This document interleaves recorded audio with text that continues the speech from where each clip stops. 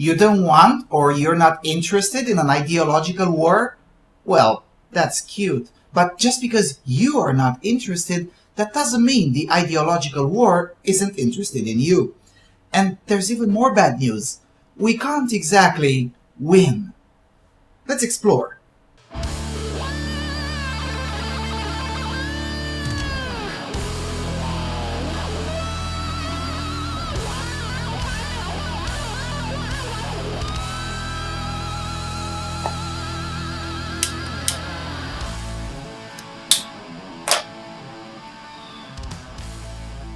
Hello everyone, and welcome to the Freedom Alternative. Every once in a while I get emails with various questions, or I meet people who ask me questions. But there are two types of questions that keep reappearing, and although these two appear to be unrelated, they are very related to each other, and unfortunately they don't have a nice answer. Quite the opposite, they have a very depressive answer that everyone who cares even a little bit about liberty needs to understand them as fast as possible. The two types of questions are as follows. 1. Why bother? And they usually are followed by arguments such as, well, I'm relatively free right now, and it's not like those mad progressives can realistically reach me and steal my liberty or something. Why should I care that the UN does this or that, or that Hussein Obama does this or that? I live in Brazil or Serbia or whatever. It doesn't affect me.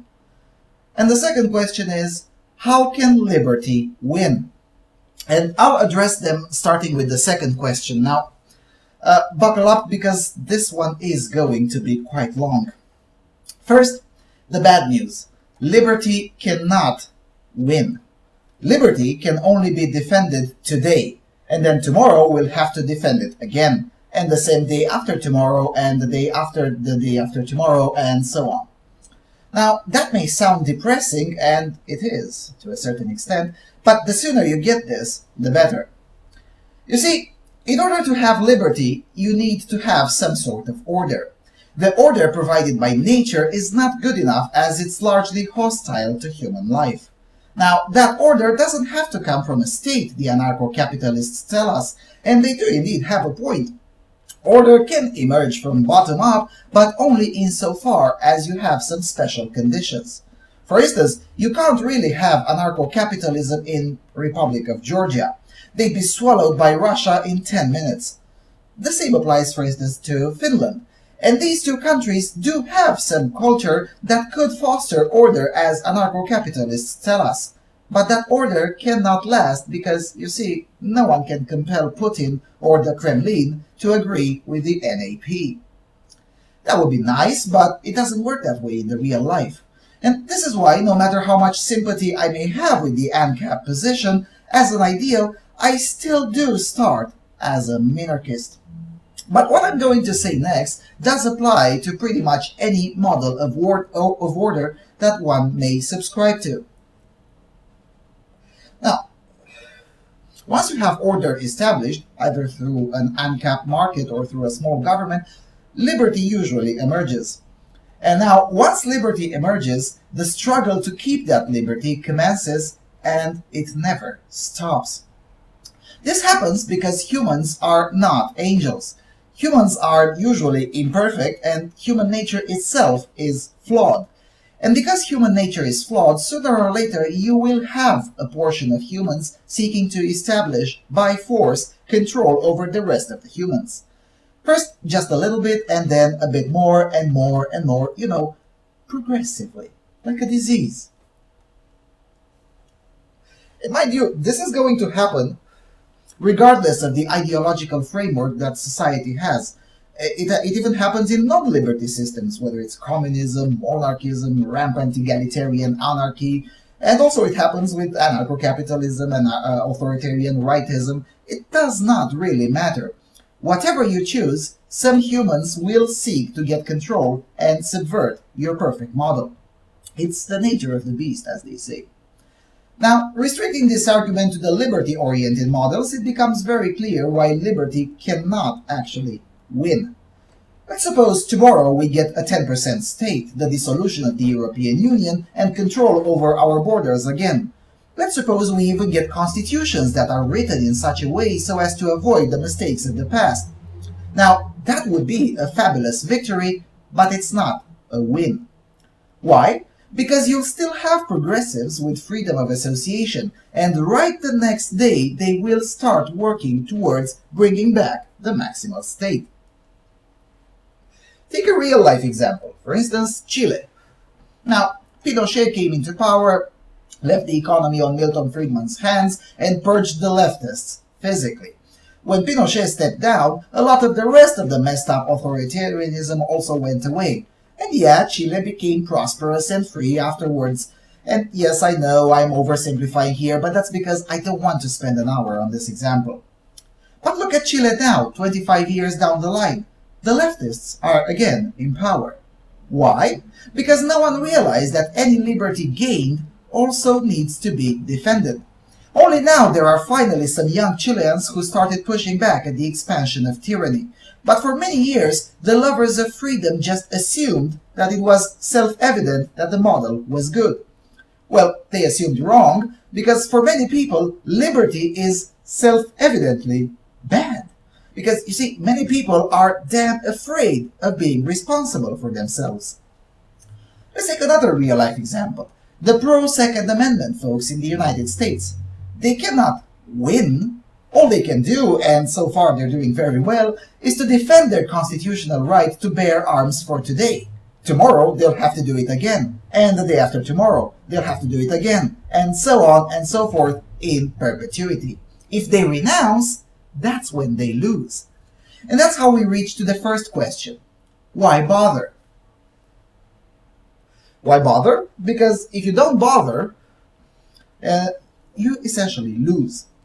And that's what I meant when I said that just because you are not interested, that doesn't mean the ideological war isn't interested in you and especially your liberties. It's the why bother mentality that got us to where we are right now. No one bothered to care when the state started creating perverse incentives towards, let's say, breaking down the traditional family. Several decades down the line, and now everyone suddenly realizes that the result is horrible and may indeed lead to the collapse of civilization. Well, if more people had bothered in time to fight tooth and nail for the liberty provided by the family order, none of these would have been happening now. Fortunately, it's not too late on that front. Not yet, anyway. But let's take a more extreme example, where for many it was indeed too late. The example being the passive escalation of Imperial Japan. No one bothered in the 20s and early 30s to fight tooth and nail, at least for preserving the relative liberty that Japan had. Few bothered to oppose the invasion of Manchuria. Few bothered to insist that maybe it's not such a good idea to join the Axis. Few bothered to fight to keep Japan in the League of Nations. Even fewer bothered to try to stop the Pearl Harbor attack. By the time a few started to bother, it was already too late. 2 atomic bombs had fallen as a result of not bothering before allowing the totalitarians to have their way. Again, I know I'm oversimplifying, but the point still stands. Would history have unfolded the same way if, let's say, 5 million Japanese people would have bothered to fight tooth and nail in 1930 and avoid the occupation of Manchuria? Most likely not. Now, the reason I focus so much on history is because contrary to the myth of inevitability perpetrated by the control freaks, the future is a blank page. One cannot really see into the future, but we can see into the past. And we can learn quite a lot from the past. Whenever I make such an argument, I routinely get some version of the myth of inevitability as a response. They usually sound something like this. Well, yeah, Lucian, you're correct, but most people don't know their history and don't care. Most will just gladly or grudgingly accept what's coming to them anyway. And then the argument ends apathetically with, so, why bother? Well,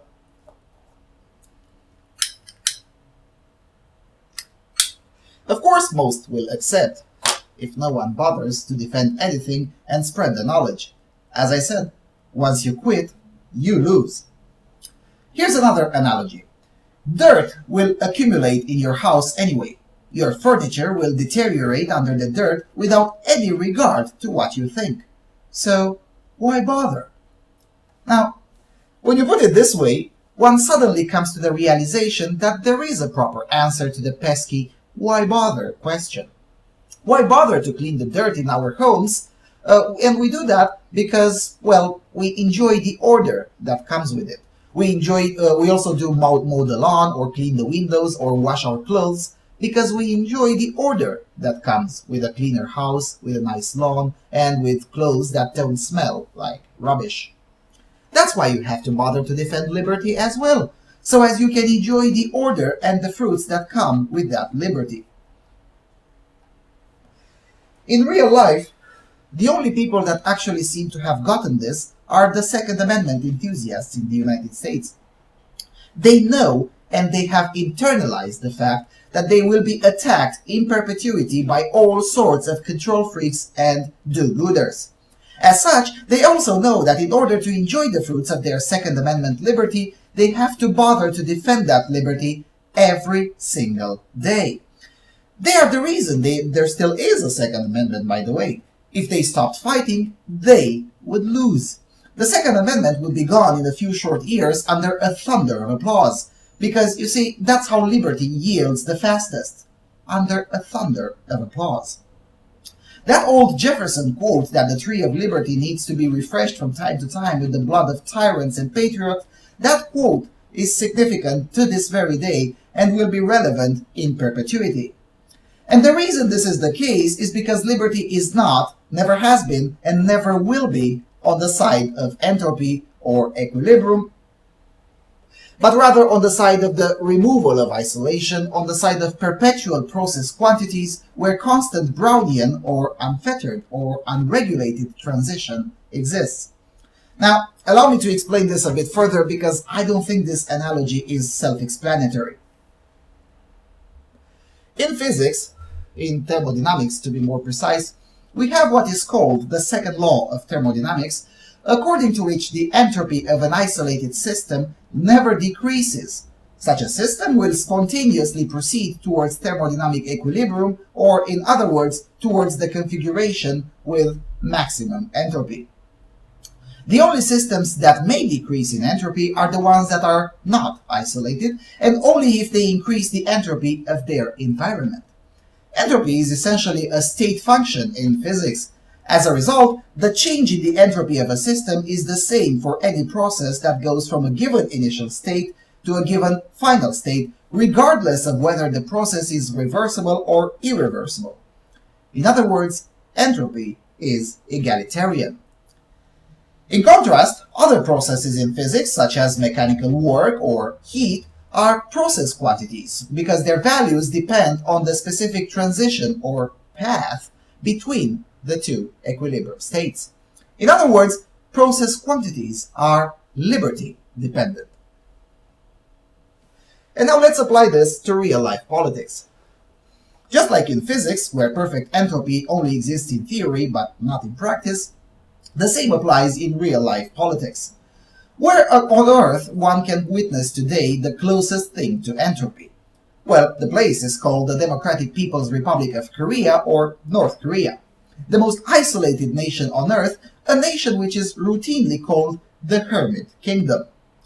Just like in physics, in North Korea almost all changes in the system are the same for any subsystem. All people have the same haircuts, all people worship the same god, namely the Kim dynasty, all people earn relatively the same, all people get the same education or indoctrination, they eat the same, dress almost the same, you name it. Of course, the entropy is not perfect. Some people starve to death. Others get fat, like the leader of the country, who seemed to be the only fat person right there. Also, some people do defect from North Korea, but for the most part, for the vast majority of North Koreans, entropy does indeed exist. In contrast, where on Earth do we find the best examples of process quantities? Again, there are no perfect examples, just like there are no perfect physical process quantities in nature. But there are quite a few good examples. Pre-1913 USA is one example. Hong Kong is another example. Liechtenstein is another one. Switzerland is also a decent one, maybe even Colombia more recently. What these have in common is a lack of isolation. The second law of thermodynamics tells us that a decrease in entropy occurs when a system is not isolated and if and only if the system can increase the entropy for its environment. Now, how does that apply here? Free trade, baby. The freer a country is, the less entropic it is, and thus puts more economic output and increases the entropy for its environment. Namely, it makes others richer as well. Is that a perfect model? Of course it isn't. There is no such thing as perfect, neither in physics nor in politics. But it doesn't have to be perfect. It just needs to be better. And there is no question about that. The nations that are as far away as possible from entropy are without a question better than the nations that are dangerously close to entropy. Now, the reason I insist with this entropy analogy is because in order for entropy to occur, both in physics and in politics, it's enough for no one to oppose it.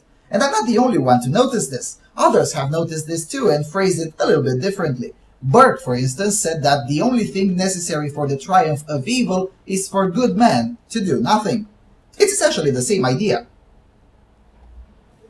The evil represented by entropy spreads itself faster if nobody is doing anything about it. And that is why you have to bother. And it's also why you cannot exactly win, but only to prevent entropy from occurring for yet another day. If you fail to do that, you lost and entropy emerges. Okay, so these are the bad news. There are some good news too.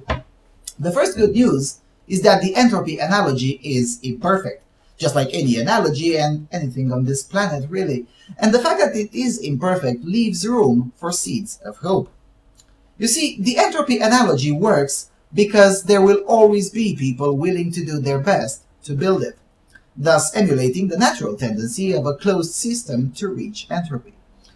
But there are other natural tendencies that the builders of entropy cannot escape from, such as the natural tendency to abhor closed systems, a tendency which emerges from the fact that nature itself is imperfect. For instance, if you want to build a perfect sphere, nature itself will make sure that the sphere is not perfect for too long. That's why you cannot, for instance, build a perpetuum mobile. And that's why there is no such thing as a friction-free system outside of schoolbooks that is, and that's why perfectly isolated systems that reach perfect entropy also do not exist. Liberty is not on the side of entropy, but it is, to a certain extent, on the side of nature. And that does indeed come with some perks. One such perk is the fact that the pressure on us, the liberty lovers, to never give up is doubled by the pressure on them, the liberty haters, to always build. You see, building liberty from a state of nature, once you know what tools you need, is a lot easier than building entropy. Building entropy takes an enormous amount of work. This is the reason why, for instance, there is no such thing as individualist safe spaces, whilst, for instance, feminist safe spaces do indeed exist. That's why there is no such thing as a libertarian speech code, whilst there is such thing as a communist speech code, feminist speech code, and so on. In order to make the entropy utopia work, they, the entropists, so to speak, have to do their best to keep the natural tendencies out. Or, let me put it this way, one cannot project darkness, one can only keep the light out. Only one tiny fascicle of light and the darkness is gone. And the anti-liberty crowd is fully aware of this. You routinely see Eurofanatics in the European Parliament complaining that most of what Eurosceptics do is to say no. Well, that's mostly what they have to do, really. In order for the Euro dream to stop advancing, all it takes is enough people to just say no. The pressure is always on them to make the case why the rest of us should not say no. And that's a huge advantage that we, the Friends of Liberty, have over the entropists. Here's another example. For the first time, the political ideology for advancement of women towards entropy and the extermination of men, commonly known as feminism, is starting to lose its grip on power. The main driving force behind this shift is the fact that an increasing number of people simply say no and assert themselves as non-feminists or as individuals existing outside of feminism. Here's another example. Communism collapsed in Eastern Europe because a significant enough number of people throughout the place simply started saying no.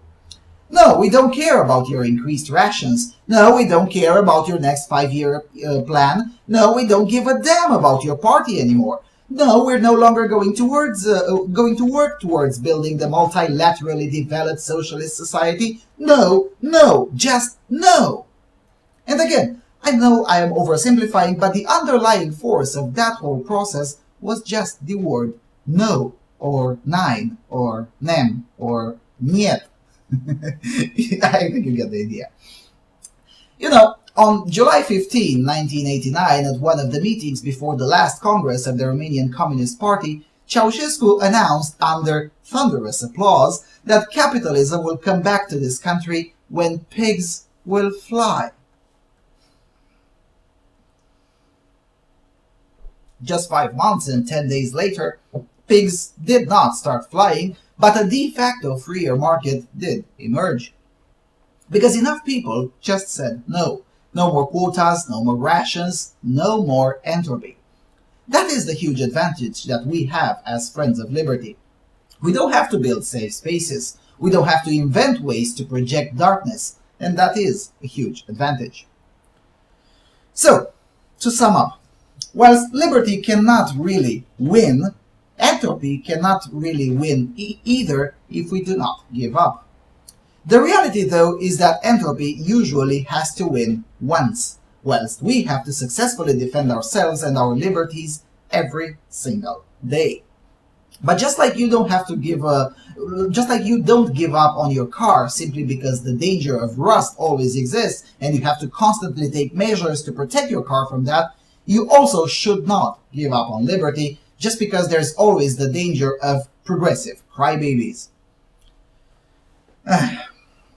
Alright, I've been going on for quite some time now, so I should probably stop here if I want anyone to actually watch this. So, I hope you enjoyed this talk, and to incentivize me to do more of these, please do consider throwing some support. The amount of research and knowledge that goes in to make such talks is not negligible at all, so yeah. Besides, think of all the progressive crybabies that will squirm if you support me. If that's not a good incentive, I really don't know what it is. Anyway, thank you for watching, and I'll see you around at Freedom Alternative.